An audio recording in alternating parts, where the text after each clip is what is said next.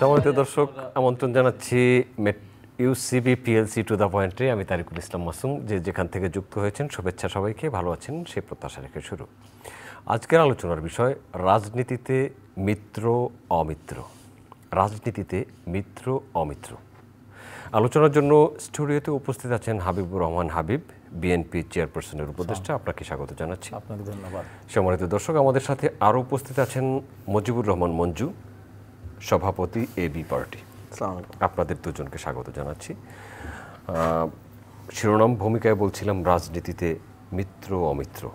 রাজনীতি এমন একটা বড় বিষয় যেখানে মিত্র অমিত্র শত্রু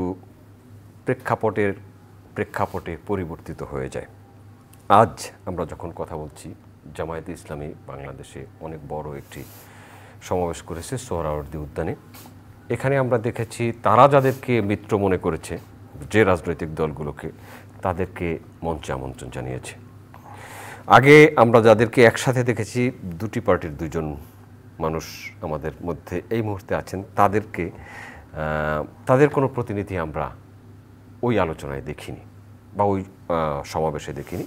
সমাবেশ থেকে যেসব কথাবার্তা হয়েছে সেগুলো আমরা সবাই জানি। হাবিবুর রহমান হাবিব, আপনাকে দিয়ে শুরু করতে চাই। 4 দলীয় জোট বলা হয়েছিল, বিএনপি জামায়াত জোট, সেই জোটের আবশ্যকতা কি এখন কমে এসেছে? বা আগামীতেও তো আরও একটা নির্বাচন আসছে, সেই নির্বাচনের জোট কি ভিন্ন প্রেক্ষাপটে তৈরি হচ্ছে? আপনাকে ধন্যবাদ। আপনার মাধ্যমে চ্যানেল রাইট টু দ্য পয়েন্টের সম্মান দর্শক শ্রোতাদেরকে সশ্রদ্ধ সালাম। বিজ্ঞ সহ আলোচক আমার ভাই এবি পার্টির প্রেসিডেন্ট মঞ্জু ভাইকে শুভেচ্ছা।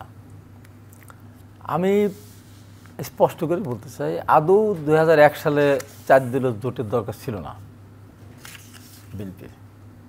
ওই সময় যদি বিএনপি নির্বাচন করতে একাই সংঘর্ষ অর্জন করতে পারত। যেহেতু আগে একবার 91 সালে বিএনপি ক্ষমতা আসার পর 2টা সংরক্ষিত আসনের সংসদ সদস্য কিন্তু জামাতকে দিয়েছিল, জামাত সমর্থন দিয়েছিল বিএনপিকে সরকার গঠন করার ক্ষেত্রে। সেই জামাত কিন্তু 94 সালে আওয়ামী লীগের সাথে আন্দোলন করতে গিয়েছিল এবং সংসদ থেকে তাদেরকে পদত্যাগ করেছিল, চূড়ান্ত আন্দোলনে গিয়েছিল। যাওয়ার পরে আওয়ামী লীগের সঙ্গে নির্বাচন করতে গেলে জোটগতভাবে আলাদা গিয়ে 2টি আসন পেল। আপনি সেই আন্দোলনের এই জায়গায় ছিলেন না? সেই আন্দোলনে আমি ছিলাম প্রধান ব্যক্তি, জনতার মঞ্চের আমি ছিলাম হলো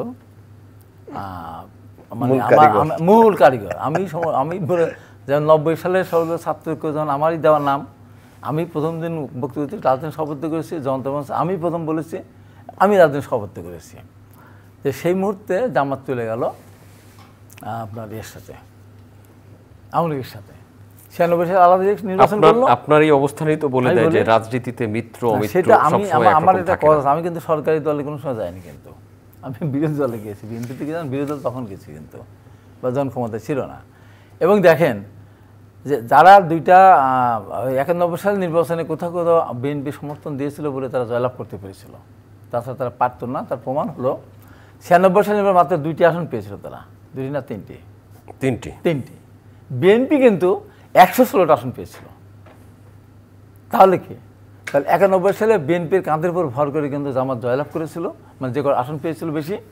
তারপর 2টা আসন দিয়েছে, যখন বিএনপির থেকে বের হয়ে গিয়েছে তখন তার আসল চেহারা তারা চলে গেছে। 3টি আসন মাত্র পেয়েছিল। বিএনপি কিন্তু 116টা আসন পেয়েছিল, বাংলাদেশের ইতিহাস সবচেয়ে বড় বিরোধী দল গেল।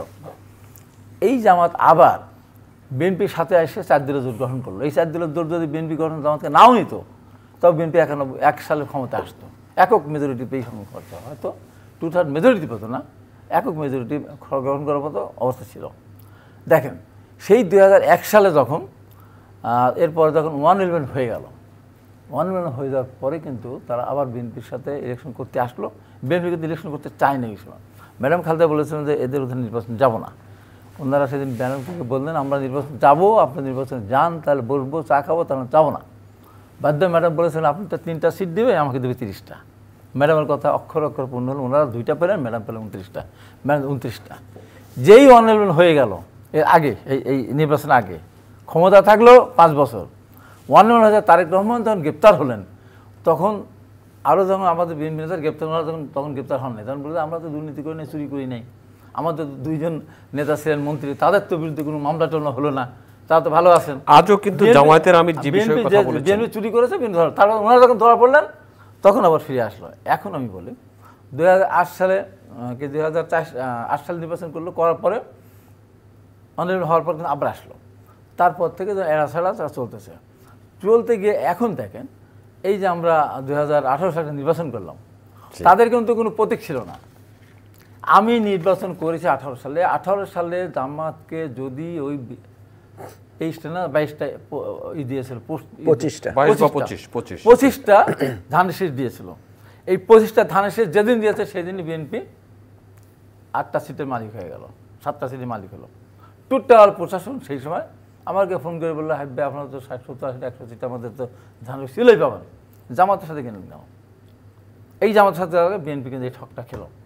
এখন আবার দেখেন সব কিছু চলতেছে মোটামুটি। এখন হঠাৎ করে বিএনপির বিরুদ্ধে বলা শুরু করে দিল 5 তারিখের পরে। কি বললেন? আজহারের মতো একজন, তাকে আমি ওয়াজ শুনি পছন্দ করতাম, উনি পালিয়ে চলে গেছিলেন মালয়েশিয়া। উনি যশোরে একটা বিশাল একটা ইসলামী জালসাকে বলল, এক ডাকাতকে তাড়িয়েছি, আরেক দল ডাকাতি করা শুরু করেছে, মানে বিএনপিকে উদ্দেশ্য করে বলল। এবং জামাত ইসলামের পক্ষে স্লোগান দিল, নৌকা ধানের শীষ, দুই সবের একই বিষ।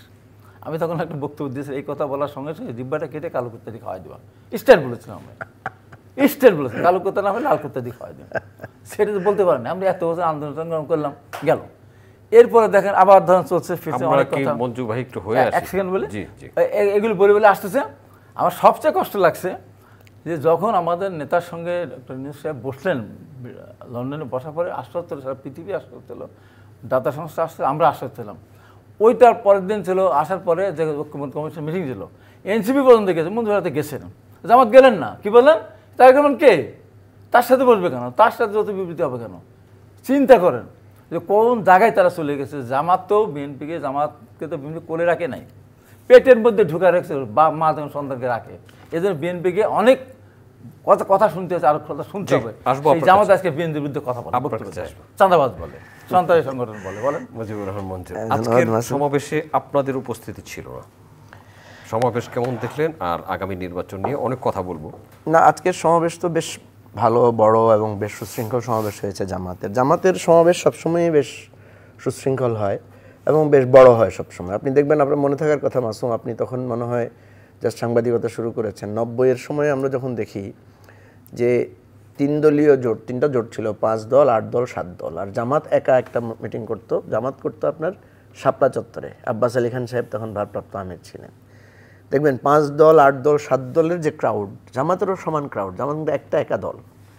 তো জামাতের এটা একটা, মানে যেহেতু এটা সুশৃঙ্খল দল এবং সে তার একদম পুরো জনশক্তিকে সে নিয়ে আসতে পারে, তার লোকদেরকে ছুটি দিয়ে, তারপরে ইভেন তাদের ব্যক্তিগত কার্যক্রম থেকে মানে এক ধরনের কমান্ড তাদের মধ্যে কাজ করে, যে সবাইকে সব বাদ দিয়ে চলে আসতে হবে মিটিংয়ে। এই ধরনের স্যাক্রিফাইস তাদের মধ্যে আছে, যার কারণে তাদের সবসময় দেখবেন আপনি সমাবেশ অনেক বড় হয়। এবং আমি সোশ্যাল মিডিয়াতে দেখেছি, বেশ কয়েকটা আলোচনা এসেছে যে জামাতের ভোট আসলে কত। জামাতের ভোটাররাই বেশিরভাগই তাদের সমাবেশে আসে, সমর্থক। এবং ভোটারের বাইরে যারা আছে, হয়তো অর্থাৎ যারা এসেছে তাদের বাইরে হয়তো নারীরা আছে, আর হয়তো এর সারপ্লাস কিছু আছে যারা আসতে পারেন। এটাই জামাতের ভোট। আমার মনে আছে গত সিলেটে ইলেকশনের সময় জামাত যখন সিটি কর্পোরেশন ইলেকশন করেছিল, তখন জামাতের প্রায় 20,000 লোক নিয়ে জামাত মিছিল করেছে, কিন্তু ভোট পেয়েছে প্রায় 11,000-এর কাছাকাছি। তো এটা নিয়ে কিন্তু যথেষ্ট লোকেরা উৎসুক ছিল যে কী ব্যাপার, মিছিলে 20,000, ভোট কম পেল কেন? তো এনিওয়ে, এই ধরনের কথা জামাতকে নিয়ে আছে। প্রথমত হলো যে এত সুন্দর একটা সমাবেশ করেছে, জামাতকে ধন্যবাদ। কারণ রিয়েলি তারা একটা বিরাট ডিপ্রেশনের মধ্যে ছিল, তারা কোনো মিটিং করতে পারে নাই, তাদের অফিস বন্ধ ছিল, তাদের নেতাদেরকে ফাঁসি দেওয়া হয়েছে। ফলে একটা সিম্পেথির পরে তারা আজকে যখন এটা গ্ল্যামারাস একটা সমাবেশ করেছে, এটা আমি মনে করি এটা তাদের প্রাপ্য এরকম একটা পরিস্থিতিতে। নাম্বার 1। নাম্বার 2 হচ্ছে সেই সমাবেশে তারা বিএনপিকে দাওয়াত দেয় নাই, আমাদেরকে দাওয়াত দেয় নাই, আর কিছু দলকে দাওয়াত দিয়েছে, তারা আবার যায় নাই সেখানে। আপনি যেটা বলেছেন মিত্র অমিত্র, আমাদের সাথে জামাতের অ্যাকচুয়ালি সম্পর্কে টানাপোড়েনটা হচ্ছে আমাকে কেন্দ্র করে একটা টানাপোড়েন আছে। তো আমরা যেটা 2023 সালের আমাদের একটা ইফতার মাহফিলে আমরা জামাতকে প্রথমে ইনভাইট করি। আমরা দেখলাম যে একই দিনে জামাতও সেদিন ইফতার মাহফিল দিয়েছে। তো একটু ক্ল্যাশ হয়ে গেল না অতিথি নিয়ে। তো আমি জামাতের নেতাদেরকে ফোন করে বললাম যে আমাদেরও তো ইফতার, আপনাদেরকে আমরা দাওয়াত দিচ্ছি। তো ওনারা বললেন যে না, আমাদেরও তো একই দিনের ইফতার, এনিওয়ে আপনাদেরকে আমরা দাওয়াত দিচ্ছি। আমাদের ইফতার অনুষ্ঠান, তারপরেও আমি চিন্তা করলাম যে একটা সৌজন্যের ব্যাপার থাকে, সৌজন্যের ব্যাপারে আমি আমাদের দুজন সিনিয়র নেতাকে আমাদের ইফতার থেকে কাটেল করে জামাতের ইফতারে পাঠালাম। বেশ জামাত তাদেরকে ভালোই সম্মান দিয়েছে, অভ্যর্থনা দিয়েছে। কিন্তু এর পরের বছর আমরা যখন ইফতারে দাওয়াত দিলাম, জামাত কিন্তু আমাদের ইফতারে আসলো না। তো ভাবলাম হয়তো ইফতারে কোনো কারণে নাও আসলো। ওই দিন আসছিল আপনাদের? না না, আপনাদের গেলেন, আপনাদের না, আমাদের ইফতারে আসে নাই। তারপরে আমরা আমাদের পার্টির কাউন্সিলে আমরা দাওয়াত দিয়েছি। আমাদের পার্টির কাউন্সিলে একেবারে সবাইকে আমরা দাওয়াত দিয়েছি, সব দল মত, ডান বাম, ইসলামী, সেকুলার, সব দলকে। সবাই এসেছে, কিন্তু জামাত আসে নাই আমাদের কাউন্সিলে। আমি যতটুকু বুঝলাম যে তারা হয়তো দলীয়ভাবে সিদ্ধান্ত নিয়েছে তারা আমাদের কোনো অনুষ্ঠানে আসবে না। ফলে আমাদের পরে যে ইয়ে হলো আপনার এই বর্ষপূর্তি হলো সম্প্রতি, পরে আমাদের ৫ম বর্ষপূর্তি, সেখানে আমরা আর জামাতকে দাওয়াত দিই নাই। যেহেতু দাওয়াত দিলে ওনারা আসেন না, শুধু শুধু বিব্রত করে কি লাভ। তো এটা হচ্ছে জামাত, হয়তো জামাত সে কারণে আমাদেরকেও ইনভাইট করে না, এটার কোনো অসুবিধা নাই, এটা তাদের অধিকার, তারা কাকে দাওয়াত দিবে কাকে দিবে না ইত্যাদি ব্যাপার। কিন্তু প্রশ্ন হচ্ছে বিএনপিকে যে জামাত আজকে দাওয়াত দিল না, এটা কিন্তু একটা মানে একটা আনুষ্ঠানিক একটা বিভেদের মতো হবে। কেন হবে আমি আপনাকে বলি। আনুষ্ঠানিক অমিত্রতা কেন হবে আমি আপনাকে বলি। জামাত হয়তো আজকে একটা ব্যাখ্যা দিয়েছে যে তাদের পিআরের পক্ষে না, যারা বিএনপি পিআরের পক্ষে না বলে বিএনপিকে তারা দাওয়াত দেন। কিছুদিন আগে কিন্তু 1 জুলাই বিএনপি কিন্তু ম্যাসিভ একটা প্রোগ্রাম করেছে শহীদ পরিবারকে নিয়ে। সেখানে কিন্তু সব দলকে দাওয়াত দিয়েছে, জামাতকেও দাওয়াত দিয়েছে, এবং জামাতের নেতা আব্দুল হালিম সাহেব সেখানে বক্তব্য রেখেছেন। আবার দেখেন, কিছুদিন আগে জামাতের আমির যখন লন্ডন গেলেন, উনি কিন্তু তারেক রহমান, খালেদা জিয়ার সাথে দেখাও করেছেন। এবং আসার পরে দেখলাম জামাতের লোকদের মধ্যে বেশ উৎফুল্লতা, যে বিএনপির সাথে তাদের দূরত্বটা কমে গেছে ইত্যাদি ইত্যাদি। এখন জামাত তো তখনও পিআরের পক্ষে ছিল। জামাত পিআর তো হঠাৎ করে জামাতের এটা দলীয়ভাবে, প্রফেসর গোলাম আজম যখন জামাতের আমির ছিলেন, উনি তখন থেকে উনি কিন্তু পিআরের উপর বই লিখেছেন। তাহলে পিআরের পজিশন তো আপনাদের নতুন না।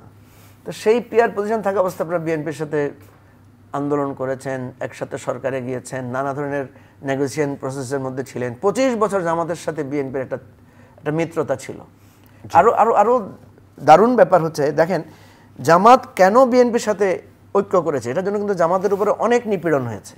এবং আমি একটা ঘটনা জানি, এটা হয়তো আপনারাও জানেন, সেটা হচ্ছে যে ইভেন ইন্ডিয়ানরা পর্যন্ত জামাতকে নিয়ে মিটিং করে বলেছে, আওয়ামী লীগ মিটিং করে বলেছে যে তোমরা যদি বিএনপির সঙ্গ ছাড়ো তাহলে তোমাদেরকে আমরা তোমাদের ফাঁসি টাসি এগুলো আমরা দিব না।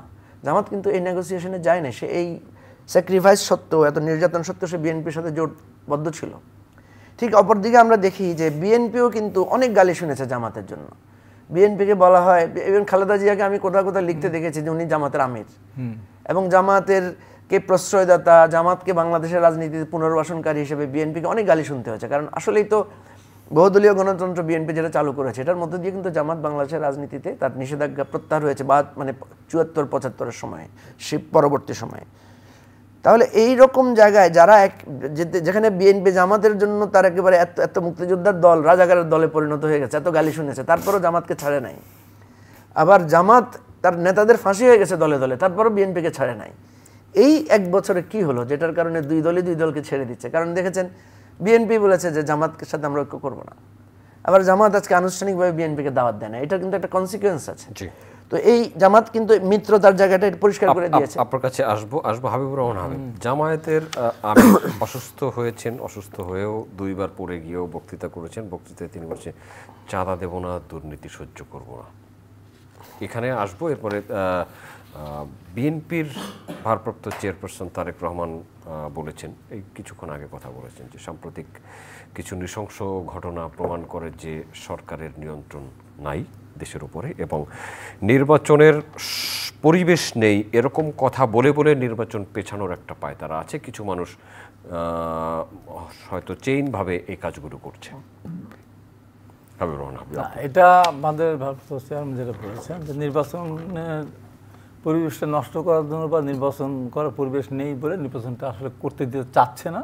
এর জামাত অন্যতম তার মধ্যে। তার সাথে আরও কারা, এটা যারাই এখন ক্ষমতা ভোগ করছে। বললেন বিএনপি, হ্যাঁ বিএনপি কিছু করছে, কিন্তু জামাত তো অনেক ক্ষমতা ভোগ করছে। দেখেন ঢাকা বিশ্ববিদ্যালয়ের ভাইস চ্যান্সেলর জীবননিকেতন হতে পারত, চিরাং বিশ্ববিদ্যালয়, আপনার রাজশাহী বিশ্ববিদ্যালয় শুরু করে জামাতের সুযোগটা, এ জামাত, তারপর এনসিপি, চরমোনাই, যেহেতু ক্ষমতা ভোগ করতেছে, যে কোনো নির্বাচন চায় না। এবার মঞ্জু ভাইয়ের কথায় আসি, জামাতকে ফাঁসি দিয়েছে, জামাত ছেড়ে চলে যায় নাই। বাংলাদেশের রাজনীতিতে আপনার ফাঁসির যে ইয়েটা আসলো, সেটা একমাত্র সালাউদ্দিন কাদের চৌধুরীকে ফাঁসি দেওয়ার জন্যই কিন্তু এই ফাঁসির এটা করেছে, জামাতকে না। সালাউদ্দিন কাদের চৌধুরীকে ফাঁসি দেওয়ার জন্য, যেহেতু সালাউদ্দিন কাদের চৌধুরীকে পাকিস্তানরা তাদের সাথে সম্পর্ক ছিল, বিএনপির সাথে তাদের সম্পর্ক ছিল, এই কারণে। অথচ সালাউদ্দিন কাদের চৌধুরী মুক্তিযুদ্ধের সময় দেশেই ছিল না। বারবার বলে, সেই সময় বলেছে সালাউদ্দিন কাদের চৌধুরী কোনোভাবেই ওই ফাঁসি তাকে দিতে পারে না, সে তো ওই ঘটনাটা জড়িতই না। একটা দেশের প্রেসিডেন্ট, একটা দেশের স্পিকার, দেশের মন্ত্রী, তার ছেলে গ্রামে গিয়ে 3 বার সকালে নারী ধর্ষণ করলো, মানুষ মারলো, বাড়ি পারলো, আবার দুপুরবেলা খেয়ে আবার নারী ধর্ষণ করলো, বাড়ি একদিনে 3টা হত্যা মামলা তার বিরুদ্ধে তাকে ফাঁসি দেওয়া, রায় দেওয়া হয়েছে। টোটালি মিথ্যা জিনিস। তাকে ধরতে গিয়ে জামাত অস্বীকার করতে পারবে না। তো জামাতের আমি গত কিছুদিন আগে, মাস কয়েক আগে বলেছিলাম, আমরা মুক্তিযুদ্ধে যাইনি, তবে আমরা এক পাকিস্তান রাখতে চেয়েছিলাম, এটা বড় কিছু ব্যাপার না। এর মধ্যে দিয়ে যে ঘোষণা দিয়ে দিল, তারা পাকিস্তানের পক্ষে ছিল, যত গণহত্যা, নারী ধর্ষণ সব কিছু দায় দায়িত্ব তাদের উপরে গিয়েছে। এইবার মঞ্জু ভাইকে আমি বলি যে কথাটার সাথে আমি একসাথে কিছুটা মতামত দিয়েই বলতে চাই যে এই কথাটা যে জামাত ছেড়ে যায় নাই বিএনপিকে, তাতে জামাত তো যুদ্ধ অপরাধী, অস্বীকার করতে কোনো উপায় নাই। কিন্তু বিএনপি যে কালিমাটা লেপন করলো তার কপালে, তার তিলকে, এটা বুঝবেন কি দিয়ে? শহীদ রাষ্ট্রপতি জিয়া রহমান, বিএনপির প্রতিষ্ঠাতা, বীর মুক্তিযোদ্ধা, মহানচন্দ্রের ঘোষক, তার দল একটা সরাসরি যে মুক্তিযুদ্ধ বিরোধিতা করেছে, সেই 2 জনকে মন্ত্রিত্ব দিল।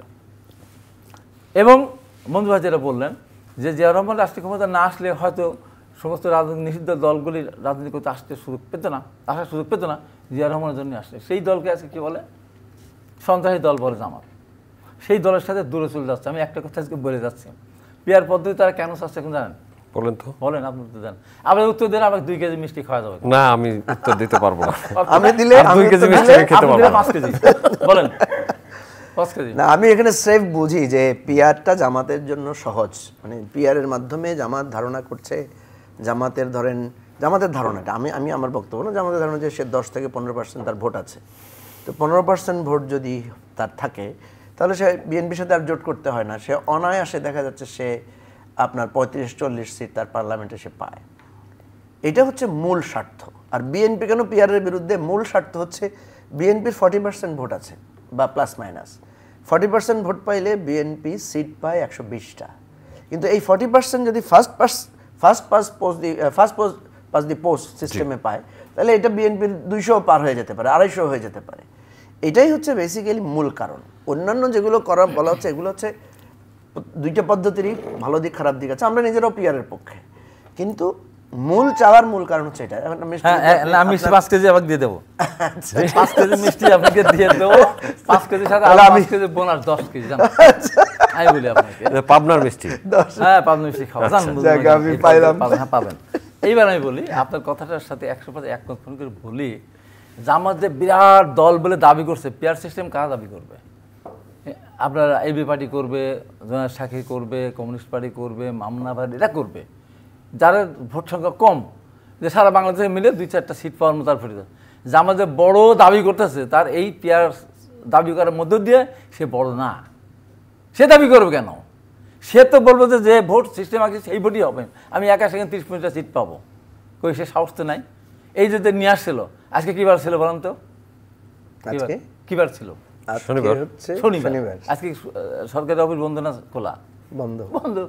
জামাতের প্রোগ্রামগুলি খেয়াল করে দেখবেন, ওরা শনিবারে করে, তার অনেক অফিসে ওদের লোক কাজ করে, অনেক বেসরকারি প্রতিষ্ঠানে, ব্যাংক থেকেও কাজ করে, সব বন্ধ না?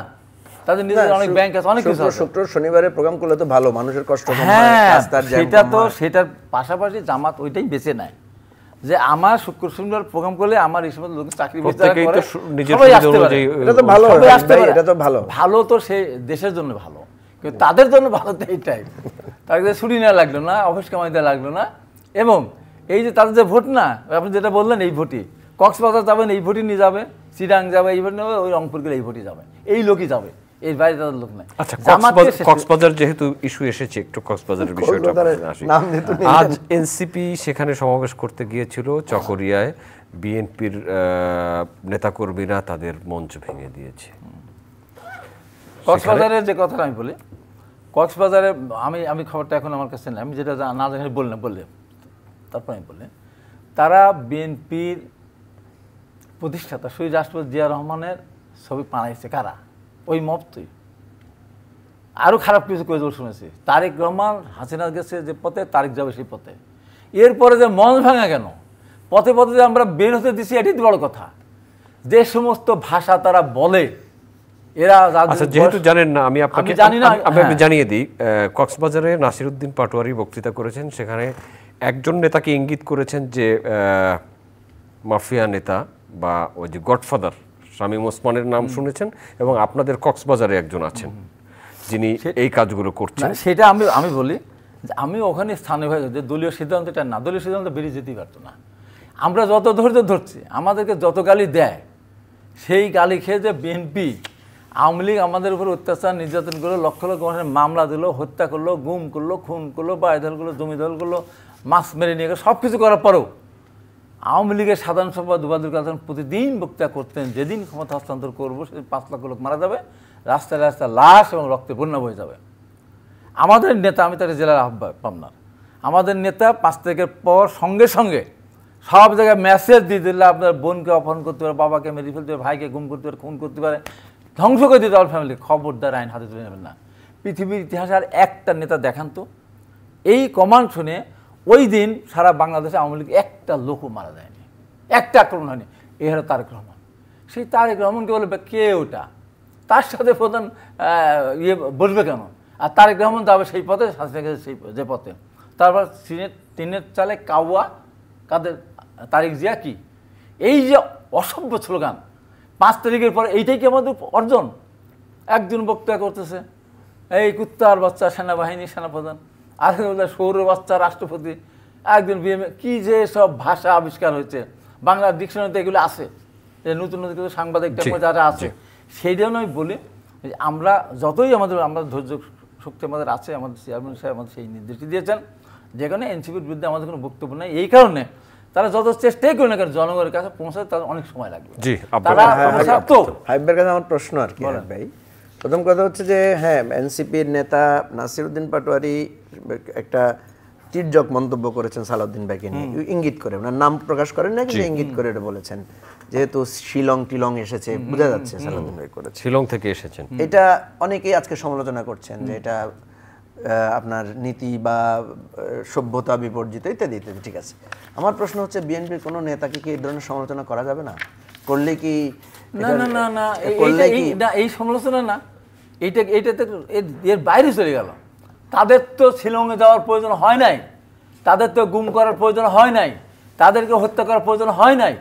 আমাদের সালাউদ্দিনকে যেন ধরে নিয়ে গেল, আমি তো তখন টকশোতে, আমি তখন সালাউদ্দিন ভাইকে যখন নিয়ে গেল তখন তো ওনার নেতাকর্মীরা আওয়ামী লীগ অফিস আক্রমণ করে নাই। এখন না না, সেটা সরকার নিয়ে গেছে তো। না ঠিক আছে, সরকার তখন আপনি আওয়ামী লীগকে, তখন তো এই রাগটা বা এই ক্ষোভটা তো আপনি আওয়ামী লীগের বিরুদ্ধে দেখান না, এখন কেন এনসিপির বিরুদ্ধে দেখাচ্ছেন? এনসিপির বিরুদ্ধে না, এখানে ধরেন ব্যক্তিগতভাবে যখন একটা পরিস্থিতি আসে, এনসিপি সে আওয়ামী লীগ ধরে নিয়ে গেছে, কিন্তু এর যেসব ভাষা ব্যবহার করে, যেমন নাসিরউদ্দিন পাটোয়ারি বলছে আমরা 300 সিট পাবো। আমি বললাম যে বাবা আমরা আর নির্বাচনে যাবো না, 300 সিট ওরাই পাবে। এই যে না, তাদের ভাষাটা কি পেয়ার ছাড়া নির্বাচন হতে দেবো না, আগে স্থানীয় সরকার নির্বাচন ছাড়া হতে দেবো না, আমরা তো সংস্কার চাই, আমরা তো বিচার সম্পন্ন হওয়ার ফলে দেবো না, তারা মালিক হয়ে গেল নাকি? এবং আমি আজকে আরেকটা কথা বলি, মানে আমি যেটা জানতে চাচ্ছিলাম, এই ধরনের ঘটনা যদি ওরা করে বিএনপি এটা থামাবে, মানে এটা না না না, এটা আমরা ওখানে পার্সোনাল থেকে কোনো করি, আমরা দলীয় সিদ্ধান্তটা না, আমরা এটা করতে যাবো না। এই কারণে ওদের বিরুদ্ধে, ওরা তো আমাদের প্রতিদ্বন্দ্বী না। এখন আমি একটা সরকারকে বলবো, এই বাংলাদেশ সৃষ্টি হওয়ার পর আমার চোখে আমি দেখেছি যে এইরকমভাবে একটা দল এখনও রেজিস্ট্রেশন হয়নি, যাদের এখনও তাদের কোনো কী বলে নিবন্ধনও হয়নি তাদের, সেই দলের পিছনে কোটি কোটি কোটি টাকা খরচ করতেছে সরকার। কার টাকা? কার টাকা?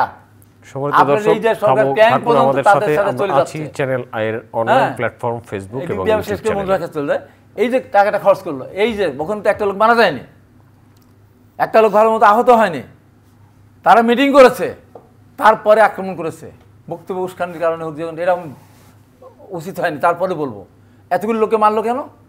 এই খুনে দায় কে নিবে? শেখ হাসিনা যদি খুনের আসামি হয়, আমি বলছি গোপালগঞ্জের 5 জনকে হত্যা করা হয়েছে, এবং তাদের পোস্টমর্টেম ছাড়া তাদের দাফন করা হয়েছে। কোন দেশ? এটা কি দেশ? এটাকে প্রশ্ন কিন্তু বিদেশ থেকে করবে কিন্তু এই সরকারকে। পোস্টমর্টেম ছাড়া কিভাবে 5টা লাশ আপনি দাফন করলেন? কেন সেখানে হত্যা হলো? পুলিশ সেনাবাহিনীর গুলিতে নিহত হয়েছে কেন? ওর কি মারা গেছে? কেন কেউ মারা গেছে? তারপরে আগে থেকে মিটিং এসে হামলা করেছে, বোমা মেরেছে। আপনি মেরে ফেলবেন না, মৃত্যুটা তো নিশ্চয়ই ও মবকে এই করার জন্য আপনার নানা নিয়ে আছে। সেখানে আপনার শর্ট গানের গুলি ব্যবহার করা যায়, সেখানে এটা অবশ্যই তদন্ত করা যায়। এইভাবে গুলিতে এবং যে কজন মারা গেছে সব নিরীহ মানুষ, এখানে কোনো নেতা ফেতা নাই। এই যে অবস্থা, এটা কি দেশ হলো? তারা ওখানে ইয়ে করতে যাবে, পিকনিক করতে যাবে, আর তাদের পেছনে শত শত গাড়ি যাবে। সেখানে কি ওটা সামরিক কি বলে, একটা সিনা কি বলে, ওটা কি বলে,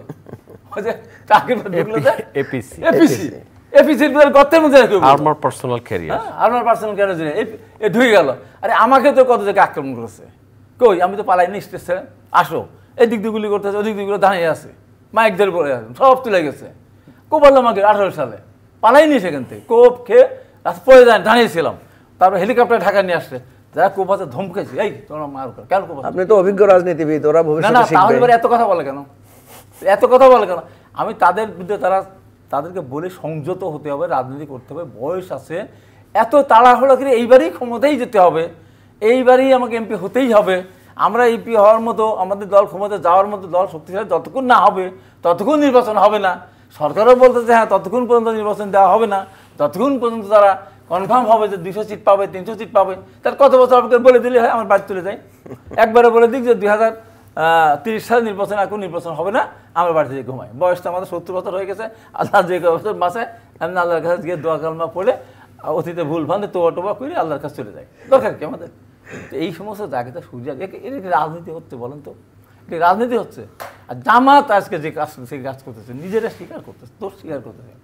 এই যে আজকে একদিন মৌলানা সাহেব বলতেছে বাংলাদেশকে যেন না দেয়, স্বীকৃতি না দেয়। গোলাম আজম কয়বার পাকিস্তানকে বলেছে, অনুরোধ করেছে, বলেন আপনি? আজকে তারা স্বাধীনতার প্রতি তার স্লোগান দেখে ভুয়া ভুয়া, বিএনপি ভুয়া, গোলাম আজমের বাংলাদেশে আমাকে ঠাঁই নাই, মতিউর রহমান নিজামীর বাংলাদেশ যারা যুদ্ধের সাথে কাছেই গেল না, যারা যুদ্ধের বিরোধিতা করলো, এই সমস্ত শব্দ, এই সমস্ত আসল মানুষ শুনতে চায় না। জামাত যে যাকে মনে করেছিল চলে গেছে ক্ষমতায়, সমস্ত মানুষ আর 2 দিন পরে বলে জামাত শিবির রাজাকার, এই মুহূর্তে বাংলা ছাড়, পাকিস্তানের রাজাকার, পাকিস্তানের স্লোগান শুরু হয়ে গেছে অলরেডি। বিএনপির সাথ থেকে চলে গেলে, বিএনপির সাথে চলে গেলে বুঝবে ঠেলাটা কি। বিএনপিকে যে ওই অসম্মান করতেছে না, এই ঠেলাটা বুঝবে যে কত ধানের কত চাল। আচ্ছা, ঠেলা কত ধানের কত চাল। না, আমি যে আলোচনাটা উঠেছে সেটা আমি বলি, সেটা হলো যে বিএনপি জামাতের এই পরীক্ষা নিরীক্ষা তো অনেক দিন ধরে হয়েছে। ওইটা পরিষ্কার যে বিএনপি জামাতকে কেন জোটে নিয়েছে, সেটা যদি হাবিব ভাই মাইন্ড না করেন, রাগ না করেন, তাহলে যেটা হচ্ছে যে ক্ষমতায় সহজে যাওয়ার জন্য। কারণ আমরা দেখেছি যে জামাতের ভোট পেলে বিএনপি আওয়ামী লীগকে সহজে হারাতে পারে, এটাই ছিল মূল জায়গা। এবং আদর্শের এখানে কোনো ব্যাপার না। তাহলে জামাত কেন বিএনপির সাথে গেল? কারণ আমরা একটা কথা প্রচলিত আছে যে জামাতকে আওয়ামী লীগের ওই যে প্রেসিডেন্ট প্রার্থী এসে সালাম করেছে, তাদেরকেও বিভিন্ন মন্ত্রিত্ব দিতে চেয়েছে। জামাত কেন আওয়ামী লীগের সাথে যায় না, কেন বিএনপির সাথে গেল? প্রথমবার গেল যে কোনো কিছুই নিল না, বিনা শর্তে সমর্থন দিল। এরপরে 2টা মন্ত্রী নিল, 4টা এমপি নিল, নানাভাবে তারা গেল। টোটালটাই আমি যেটা দেখি সেটা হচ্ছে একটা স্বার্থের জন্য গিয়েছে। প্রথমবার 2টা এমপি নিয়েছিল, যাই মহিলা এমপি। যাই হোক, আমি মাঝখানে একটা কথা বলে খুব সমালোচিত হয়েছি, জামাতের লোকেরা আমার উপরে খুবই ক্ষোভ প্রকাশ করেছেন। আমি বলেছিলাম যে জামাত একটা রাজনৈতিক দল না। হ্যাঁ, কারণ এটা আমি বলেছিলাম আমার অভিজ্ঞতা থেকে, আমি বলি নাই যে এটা আমার। আজকে দেখেন জামাতের কিন্তু খুব সিনিয়র নেতা আজহারুল ইসলাম সাহেব, উনি একই নিজেই বলেছেন যে জামাত কোনো রাজনৈতিক দল না। জামাত কি? জামাত একটা ইসলামী আন্দোলন। আমি কিন্তু সেটাই বলেছিলাম যে না, জামাত না রাজনৈতিক দল, না ধর্মীয় দল, জামাত হচ্ছে একটা বিপ্লবী দল। জামাত হচ্ছে একটা বিপ্লবী দল। আপনি জানেন বিপ্লব, ইসলামী বিপ্লব তো তাদের খুব জনপ্রিয় স্লোগান, এবং তাদের এই যে ক্যাডার ভিত্তিক পদ্ধতি, এটা কিন্তু একটা বিপ্লবী পদ্ধতি। এই জন্য আমি যে আলোচনাটা করেছিলাম যে একটা বিপ্লবী দল যখন প্রচলিত রাজনীতির ধারায় গণতান্ত্রিক পদ্ধতিতে ক্ষমতায় আসতে চায়, তখন 2টা দ্বন্দ্বের মধ্যে তাকে পড়তে হয়, যেটা এখনই পড়ছে। একবার বিএনপির সাথে যাচ্ছে, আবার বেরিয়ে আসছে, খুব দ্রুত শিফট করতেছে। কিন্তু আপনি দেখবেন যে খুব দ্রুত শিফট করতেছে। এই যে সেদিন দিয়ে তারেক রহমানের সাথে সাক্ষাৎ করলো, আবার আজকে এসে একটা ভিন্ন রকম পজিশন নিল। এটা জামাতের কৌশল, এটা নিয়ে আমাদের কারো সমালোচনা করার, সাথে গিয়ে আন্দোলন করেছে, রাজনৈতিক দল তো হাবিব ভাই, এটা তো রাজনৈতিক দলের নেচার। সে তার কৌশলগতভাবে সে কার সাথে সন্ধি করবে, এটা তো রাজনীতির কথাই, যে শেষ কথা বলে কিছু নাই। দেখেন এই যে এরশাদের পতনের পরে যে এরশাদের বিরুদ্ধে আন্দোলন করলো, সবাই তো এরশাদের সাথে জোট করেছে, আওয়ামী লীগও করেছে, বিএনপিও করেছে। 4 দলীয় জোট যেটা হয়েছিল বিএনপির, সেখানে এরশাদ ছিল না জোটে? ছিল তো। তো এখন এটা তো রাজনৈতিক জোট, এবং এরশাদের সাথে জোটে জামাতও ছিল। তো এখন কথা হচ্ছে যে আপনি এখন কেন জোটে নাই, এখন কেন মিত্রতাটা ভেঙে যাচ্ছে? মিত্রতা তো এই জন্য ভেঙে যাচ্ছে, জামাত মনে করতেছে এখন তো আর আওয়ামী লীগ নাই, সুতরাং আমি এখন মানে জামাতের মানে বিএনপির কাউন্টার প্রতিপক্ষ হিসেবে প্রধান বিরোধী দল আকারে দাঁড়াবো। এটা যদি জামাতের রাজনৈতিক কৌশল হয়, আপনি এটাকে খারাপ বলবেন কেন? আমি তো মনে করি যে ঠিকই আছে, জামাত তো চাইবে এসে একটা গুরুত্ব পাওয়ার জন্য। আর বিএনপি কেন এখন জামাতকে আর নিচ্ছে না? নিচ্ছে না এই জন্য যে বিএনপি মনে করতেছে অনায়াসে সে জিততে পারবে, জামাতের সাপোর্ট দরকার না। কারণ জামাতের সম্পর্কে বিএনপির একটা ভালো স্টাডি আছে, আমি জানি বিএনপি নেতাদের সাথে কথা বলে। ফলে এখানে মূল জায়গাটাই হচ্ছে কিন্তু স্বার্থের জায়গাটা। আপনি যেটা বলছেন মিত্র আর অমিত্র জায়গাটা, এখানে কোনো আদর্শের আপনি মানে ছোঁয়া পাবেন না। এখানে পুরোটাই হচ্ছে, যেমন ধরেন আমরা তো পিয়ারের পক্ষে, কিন্তু পিয়ারের জায়গাটা কি? পিয়ার তো কোনো ইসলামিক পদ্ধতি না। আপনার এই ফার্স্ট পাস দি পোস্ট বা পিয়ার, এগুলো কোনোটাই তো ইসলামিক ভোট সিস্টেম না। তাহলে ইসলামিক দলগুলো কেন এটার পক্ষে? ঠিক আছে, ইভেন কৌশলগত কারণে এটা তার বিরাট একটা এখানে মানে তার একটা কৌশল স্বার্থ জড়িত, সুবিধা আছে, রাষ্ট্রেরও সুবিধা আছে পিয়ারে, রাষ্ট্রের সুবিধা দুই দিকেই আছে। তো এই জন্য আমি যেটা মনে করি যে এই যে রাজনীতি এখন যেটা হয়েছে, এটা কিন্তু ভালো হয় নাই। দেখেন আমরা কিন্তু কালকে স্পষ্ট করে বলেছি, এই যে একে অপরের বিরুদ্ধে হেয় প্রতিপন্ন করে কথা বলছেন, আজকে যেটা নাসিরউদ্দিন পাটোয়ারি যেটা বলেছেন, হ্যাঁ এক দৃষ্টিকোণ যদি দেখেন আপনি, যে একজন নেতাকে হেয় করে কথা বলা উচিত না, কাউকে ব্যক্তি আক্রমণ করা উচিত না, এটা একটা নর্মসের ব্যাপার। আবার অন দি আদার হ্যান্ড আপনি যদি দেখেন, হ্যাঁ আপনার সমালোচনা আমি করতে পারি না, আমি ভুল সমালোচনা করলাম, ধরেন আমি সমালোচনা করতে গিয়ে আপনাকে ভুল নাম দিলাম, তাহলে আপনি আমাকে হত্যার হুমকি দিবেন, তাহলে আপনি আমার মঞ্চ জ্বালিয়ে দিবেন, তাহলে আপনি আমার উপর আক্রমণ করবেন। এইটা তো আপনার এই গণতান্ত্রিক অ্যাটমসফিয়ারের জন্য তো এটা ঠিক না।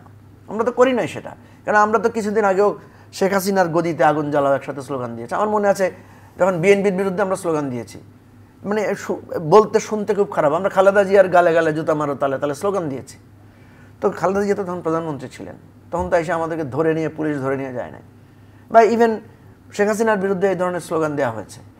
এখন ব্যক্তির নাম ধরে এই ধরনের স্লোগান তো আমাদের সংস্কৃতিতে আছে। আমাকে যখন রিমান্ডে নেওয়া হয়েছিল এই গণ অভ্যুত্থানের ওই সময়টাতে, আমাকে বলেছে যে আপনারা ষড়যন্ত্র করছেন, আপনাদের ফোনে অনেক, আমাদের ষড়যন্ত্র না তো, এটা আমাদের কাজ। আমরা রাজপথের দ্বারাই বলতেছি শেখ হাসিনার গদিতে আগুন জ্বালাও একসাথে, এটা তো ফৌজদারি হুমকি, তার গদিতে আগুন জ্বালাই দেওয়ার কথা বলতেছি। তো আপনারা তো কোনোদিন এটাকে আমাদের বিরুদ্ধে মামলা করেন নাই।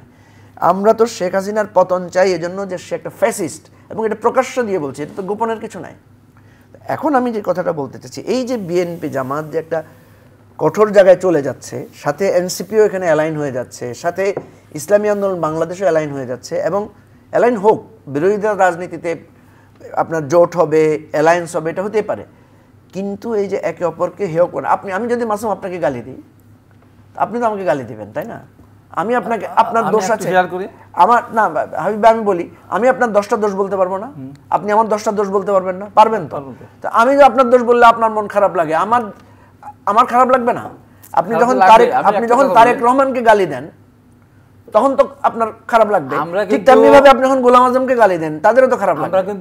আমরা কিন্তু কাউকেই গালি দিইনি, আমরা এনসিপিও গালি দেয়নি, জামাতকেও গালি দেন, জামাত আমাদের ওদিক থেকে গালি আগে আসছে। যেমন চরমানাকে গালি দেন, চরমানা কি বলছে, ওরা আগে দিলে আপনার তো বড় দল, আমি না কত করছেন, যেমন চরমানা কি বললো, তারেক রহমান বলে এত ভালো, এত সাধু, তাহলে পাকিস্তান, তাহলে আর্মিরা তার মাথা ভেঙে দিলে কেন? আমি তার উত্তর দেবো না, আপনি এত ভালো, এত পীর, আপনাকে বরিশালে যে একদম পাখা ভেঙে চুরে দিয়ে আপনাকে পিঠে মাটির ভিতরে লুটে দিল, মুখে রক্তাক্ত করে দিল, তো আপনি এত ভালো মনে মারলো কেন? তো এই কথা এই সময় সমাধান করে তখন শরীরে আগুন জ্বলে।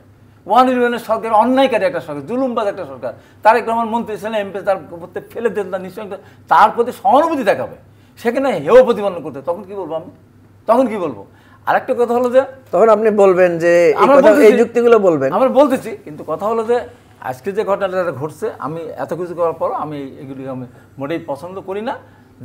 যারা আমাদের রাজনৈতিকভাবে আমরা তাদের প্রতিপক্ষ মনেই করছি না, আপাতত মনে করছেন বড় তার বড় হোক, আমার কোনো আপত্তি নাই, রাজনীতি করে বড় হতে হবে। বড় হওয়ার পিছনে কিন্তু কতগুলি জিনিস আপনার দরকার। এরা যে আন্দোলনটা করেছিল, আন্দোলন সবাই মিলেই করেছে, এরা আন্দোলন টোটালি নিজেরা ক্যাশ করতে চায় এবং তারা যে উদ্যোক্তপূর্ণ আচরণ করে এবং তাদের চলাফেরা, গাড়ি ঘোড়া সব কিছু মিলায় এটা ছাত্রদের বৈশিষ্ট্য হলো না। আমি তো ছাত্র, আমি এখন তো তারা রাজনৈতিক নেতা। আরে বাবারে, আমি তো 90 হিরো ছিলাম, তা আমি তো এখনো 6তলা বাসায় থাকি, ভাড়া বাসায়, পা ভাঙা আমার ওয়াইফ অসুস্থ রুগী, 6তলা বাসায় উঠে নেমে হেঁটে হাঁটতে নামলাম আর হাঁটতে উঠবো। আমার তো সামর্থ্য হলো না, আমি জেলা পরিষদের আহ্বায়ক, আমি ম্যাডাম বিএনপি ক্ষমতায় ছিল, আমি 6তলা বাসায় ভাড়া থাকি। এরা কোথায় আছে? আপনি তো, আমি বলি এরা কোথায় আছে? এরা ছিল কোথায়? লাভ দিয়ে উঠছে কোথায়? আমরা তো 90 সালে আমরা আন্দোলন করেছিলাম, লক্ষ তখন তো কোটি টাকার এতই ছিল না, লক্ষ লক্ষ টাকা অফার ছিল, কই নিতে যায়নি, মন্ত্রিত্ব দেওয়ার অফার ছিল, কই ভয় তো পাইনি, নিতে তো যায়নি। তো কথা হলো যে এরা আমাদের বিরুদ্ধে লাগবে কেন, সমালোচনা করবে কেন? আমরা তো ওদের বিরুদ্ধে বলি না। আচ্ছা, আপনার শেষ করুন। আমার কথা হলো যে এখনো কিন্তু আমি বলি দেশটা কিন্তু এখনো আপনার গাছে ফল বেশি, এজন্য ঢিল মারতেছে। এখন শুনুন, এখনো কিন্তু আমরা সব কিছুর ওইটা কিন্তু সব কিছু নিয়ন্ত্রণ আমাদের না। এখনো যারা আমরা ঐক্যবদ্ধ আন্দোলন করেছিলাম, সর্বশেষ বন্ধু এটাই বলবো, আসেন ভুলভ্রান্তি পরিহার করে একটা গণতান্ত্রিক পদ্ধতি আমরা ফিরে আসি। যদি কেউ মনে করে থাকে অনেক দিন ক্ষমতা থাকবেন, এটা সম্ভব হবে না। কেউ যদি মনে করেন অনেক দিন পর নির্বাচন হলে আমরা রাষ্ট্রীয় ক্ষমতা আসবো, এটাও সম্ভব হবে না। তাই এমন একটা পরিস্থিতি সৃষ্টি হতে পারে, আমাদের কোনো সমস্যা নেই। রিমান্ডে গেছি, শখ খেয়েছি, ইলেকট্রিক শখ খেয়েছি, মায়ের খেয়েছি, দিনের পর দিন পালিয়ে আসছে, বউ বাচ্চার সাথে দেখা করতে পারি না, আবার একটা কিছু হয়ে গেলে আবার পালা, কোনো সমস্যা নেই। যারা কোনো কিছুই করেন নাই তারা কই যাবেন?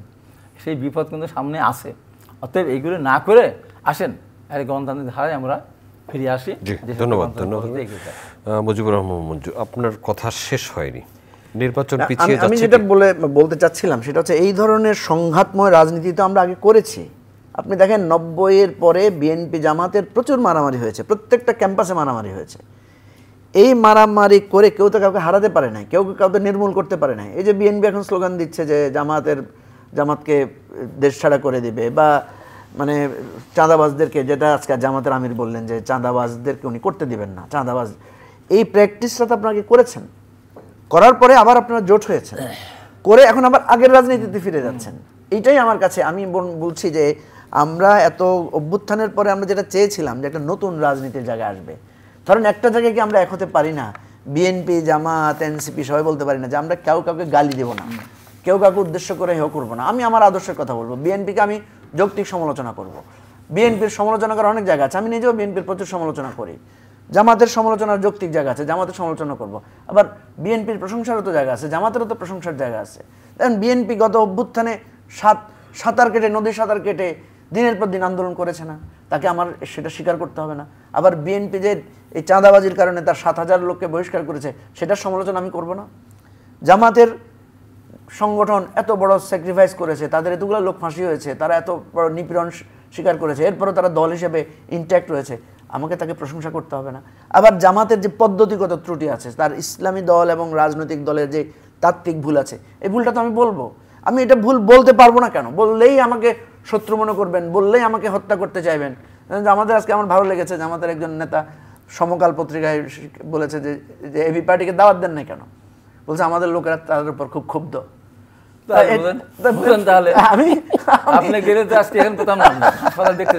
আমি বুঝলাম যে কেন ক্ষুব্ধ, বলছে আমাদের অনেক সমালোচনা করে। এখন কথা হচ্ছে সমালোচনা করলে ক্ষুব্ধ হতেই পারে, এটা কোনো অধিকার, কিন্তু এই ক্ষুব্ধতা মানে কি আপনি তার গায়ে হাত তুলবেন? এই ক্ষুব্ধতা মানে কি আপনি তাকে নির্মূল করে দিবেন? এটা তো হতে পারে না। আমরা শেষ করি। এই যে কথা স্লোগান দেয়, চাঁদা তোলে, চাঁদা ওঠে পল্টনে, চলে যায় লন্ডনে, এই সমস্ত যে অসভ্য স্লোগানগুলি দেয়। আরে লন্ডনে আমাদের হাজার হাজার লোক আছে, তার গ্রামে লন্ডনে টাকার দরকার আছে বলুন তো? আমরা তো শুনেছি গণ অভ্যুত্থানের সময় তারেক রহমান সাহেব টাকা পাঠিয়েছে আমাদের শিলং থেকে, সালাউদ্দিন সাহেব টাকা পাঠিয়েছে, এটা তো নুরুল হক নূর নিজেই বলল, সে এটা নেগোশিয়েট করেছে। আমি তো নিজেও জানি, মানে উনি আমাদের ওই ইউরোপে বা আমার সারা বিশ্বের যত ছিল তারা একদম ধরেই নিয়েছিল আমাদের এই আর্থিক সহায়তা করতে, উনি করেছেন। শেষ করবো আমরা, হাবিবুর রহমান হাবিব, শেষ কথা বলি এটাই যে এসব বাদ দিয়ে আমরা এখনো সময় আছে, তারা কিন্তু মহা বিপদে কিন্তু আমরা পড়বো। ধন্যবাদ আপনাকে মুজিবুর রহমান মঞ্জু, ধন্যবাদ। সম্মানিত দর্শক, এতক্ষণ আমাদের সাথে থাকার জন্য কৃতজ্ঞতা। আগামী অনুষ্ঠান দেখার আমন্ত্রণ রইল, দেখা হতে পারে সে অনুষ্ঠানে। ভালো থাকবেন সবাই, আপনাদের সবার জন্য অনেক অনেক শুভকামনা।